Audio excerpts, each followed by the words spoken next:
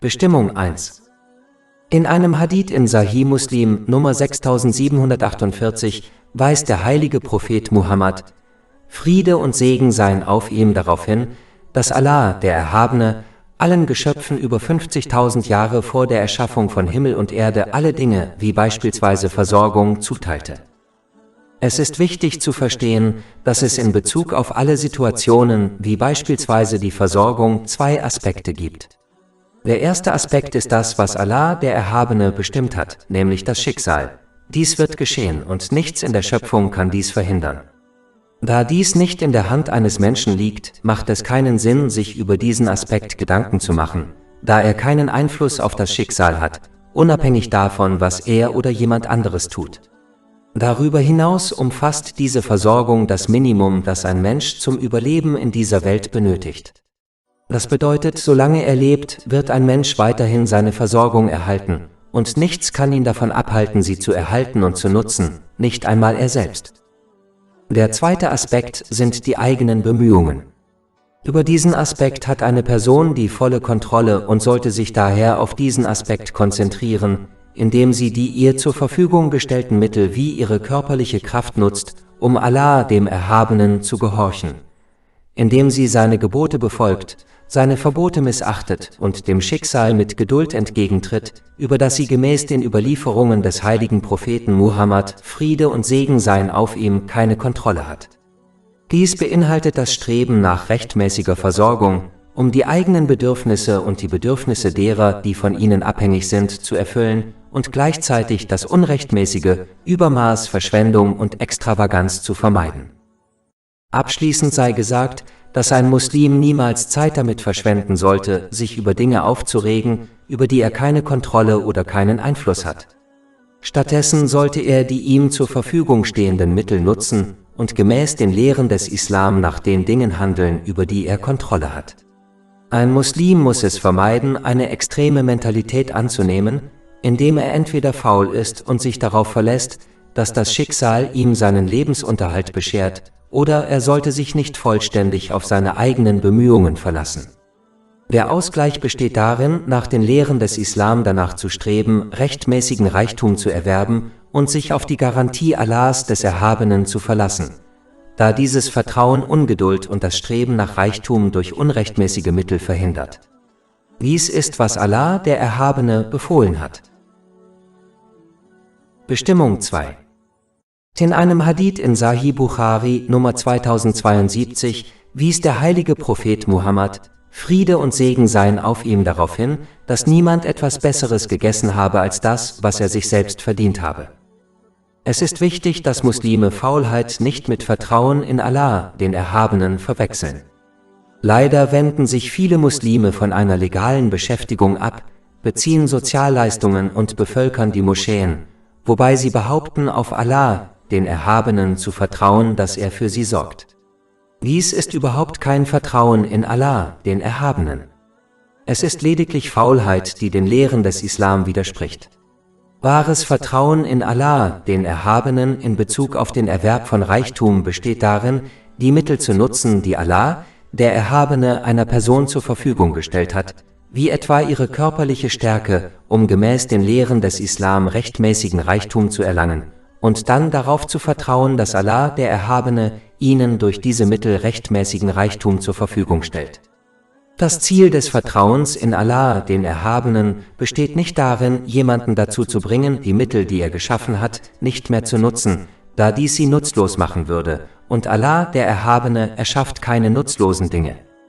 Der Zweck des Vertrauens in Allah, den Erhabenen, besteht darin, zu verhindern, dass man auf zweifelhafte oder ungesetzliche Weise Reichtum erlangt, da ein Muslim fest daran glauben sollte, dass seine Versorgung, zu der auch Reichtum gehört, ihm über 50.000 Jahre vor der Erschaffung von Himmel und Erde zugeteilt wurde. Dies wird in einem Hadith in Sahih Muslim Nummer 6748 bestätigt. Diese Zuteilung kann sich unter keinen Umständen ändern. Die Pflicht eines Muslims besteht darin, danach zu streben, dies auf rechtmäßige Weise zu erlangen, was der Tradition der heiligen Propheten, Friede sei mit ihnen, entspricht. Dies wird in einem Hadith in Sahih Bukhari Nummer 2072 angedeutet. Die von Allah, dem Erhabenen, bereitgestellten Mittel zu nutzen, ist ein Aspekt des Vertrauens in Allah, den Erhabenen, da er sie genau zu diesem Zweck geschaffen hat. Ein Muslim sollte daher nicht faul sein, während er behauptet, auf Allah, den Erhabenen, zu vertrauen, indem er Sozialleistungen in Anspruch nimmt, wenn er die Mittel hat, durch seine eigenen Bemühungen und die von Allah, dem Erhabenen, geschaffenen und bereitgestellten Mittel rechtmäßigen Reichtum zu erwerben. Schließlich ermutigt das Verstehen und Handeln nach den wichtigsten Hadithen einen auch dazu, unabhängig davon zu werden, sich auf die Versorgung durch andere zu verlassen, wie etwa die Regierung oder Verwandte. Stattdessen sollte man die Mittel, die einem von Allah, dem Erhabenen, gemäß den Lehren des Islam zur Verfügung gestellt wurden, nutzen und dabei fest daran glauben, dass die einem zugeteilte rechtmäßige Versorgung einen erreichen wird. Dadurch wird sichergestellt, dass man allein auf Allah, den Erhabenen, vertraut. Bestimmung 3. Allah, der Erhabene, ist der Schöpfer und Versorger der gesamten Schöpfung mit den Dingen, die sie braucht, um ihre körperliche und geistige Verfassung zu bewahren.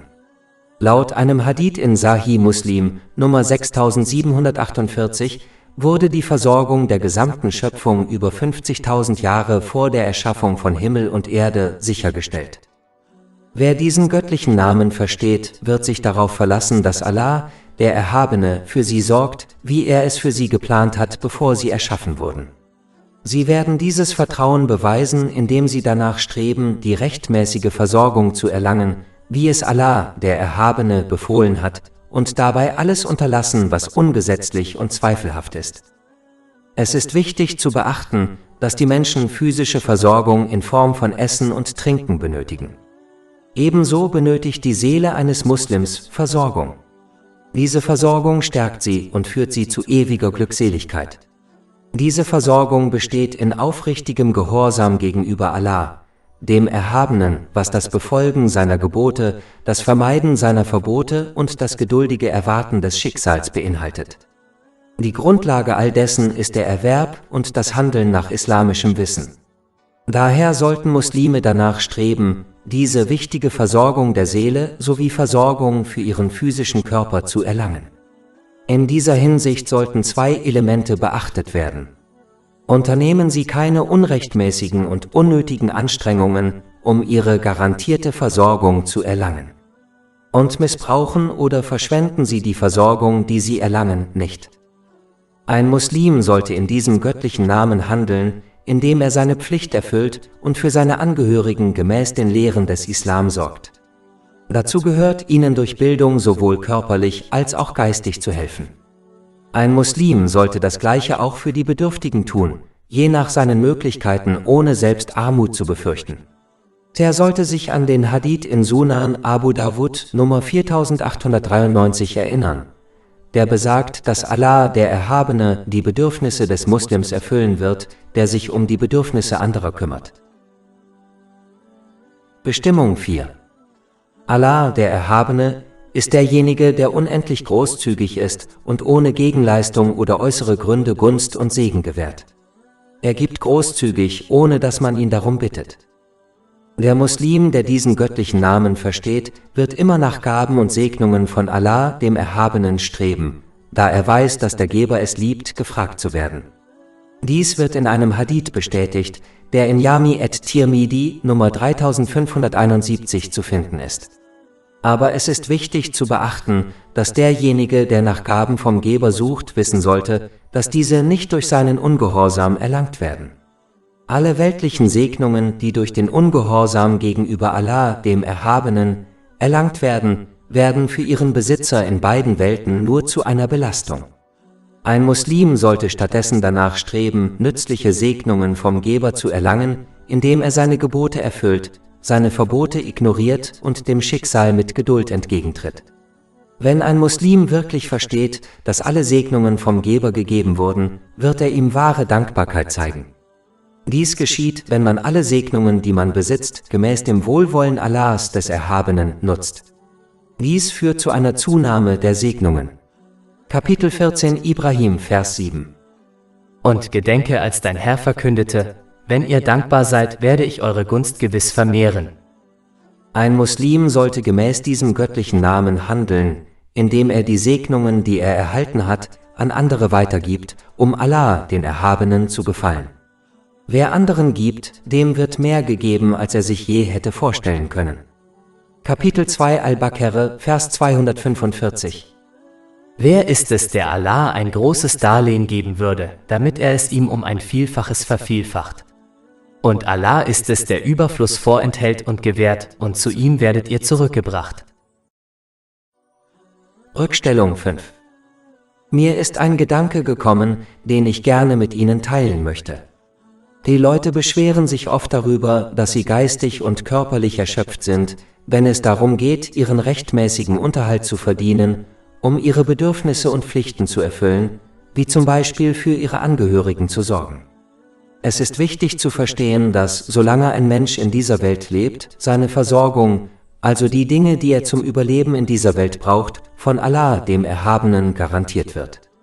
Tatsächlich hat er die Versorgung für die Schöpfung über 50.000 Jahre vor der Erschaffung von Himmel und Erde zugeteilt.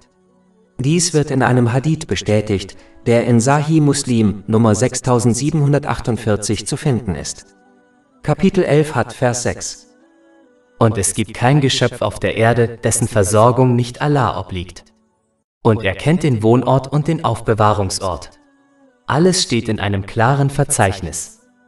Ein Aspekt dieser Zuteilung umfasst die geistige und körperliche Energie, die zum Erhalt des eigenen Lebensunterhalts erforderlich ist. Wichtig ist jedoch, dass der garantierte Lebensunterhalt nur das zum Überleben in dieser Welt erforderliche Minimum darstellt. Es gibt keine Garantie dafür, dass eine Person mehr als dieses Minimum erhält, auch wenn die meisten Menschen mehr erhalten. Dies bedeutet, dass, obwohl allen Menschen die geistige und körperliche Energie zur Verfügung gestellt wurde, um den zum Überleben in dieser Welt erforderlichen Mindestlebensunterhalt zu erhalten, nicht alle mit mehr als diesem Mindestlebensunterhalt ausgestattet wurden. Das bedeutet, dass einigen Menschen mehr als das Minimum zur Verfügung gestellt wurde und ihnen daher auch die geistige und körperliche Energie zur Verfügung gestellt wurde, die erforderlich ist, um dieses Mindestlebensunterhalt zu erhalten, während dies bei anderen nicht der Fall war. Wenn Menschen also danach streben, mehr als ihre Mindestanforderungen zu erhalten, die ihnen nicht zugeteilt wurden, führt dies nur dazu, dass sie geistig und körperlich die Nase voll haben, da ihnen nicht die zusätzliche geistige und körperliche Energie zur Verfügung gestellt wurde, die erforderlich ist, um mehr Lebensunterhalt zu erhalten. Wer hingegen danach strebt, seine Notwendigkeiten ohne Verschwendung, Extravaganz und Übermaß zu erhalten, wird niemals geistig oder körperlich die Nase voll haben, da ihm dieses Maß an geistiger und körperlicher Energie garantiert wurde. Zusammenfassend lässt sich sagen, wenn man geistige und körperliche Erschöpfung im Zusammenhang mit der Beschaffung des Lebensunterhalts vermeiden möchte, sollte man danach streben, nur das Nötigste zu beschaffen und zu verwenden und seinen Angehörigen beibringen, dasselbe zu tun. Alles Lob gebührt Allah, dem Herrn der Welten, und Friede und Segen seien auf seinem letzten Gesandten Muhammad, seiner edlen Familie und seinen Gefährten. Oltre 400 e-book, audiolibri, infografische podcast e-blog gratuiti disponibili sul nostro sito web www.shakepot.com